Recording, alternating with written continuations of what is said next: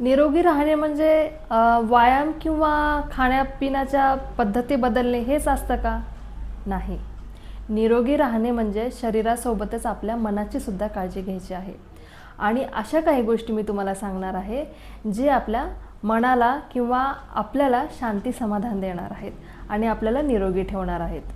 तर त्याच्यातली पहिली गोष्ट आहे चांगल्या माणसांचा सहवास. हे पण आपल्याला खूप गरजेचं असतं. ज्यावेळेस आपल्या निराशेच्या दुःखांच्या काळात आपल्याला हे मदत करतील. त्याचबरोबर दुसऱ्या गोष्टी आहे प्रेरणादायी सवयी.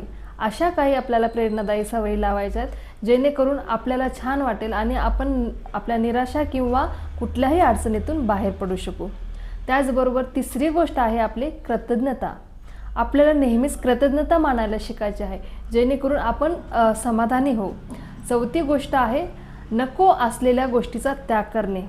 भले ती नको असलेली गोष्ट खानपानाची असू दे किंवा आपल्याला जे राग नैराश्य किंवा तृष्णा वगैरे असतात या गोष्टी असू देत, यांचा आपल्याला त्याग करायचा आहे. आणि त्याचबरोबर पाचवी गोष्ट आहे आपल्याला आपली स्वतःची प्रगती ही जी आहे आपल्याला कधी थांबवायचं नाही.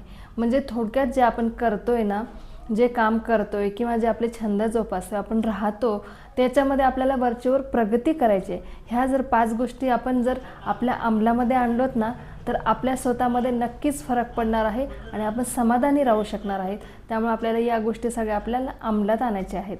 हो ना?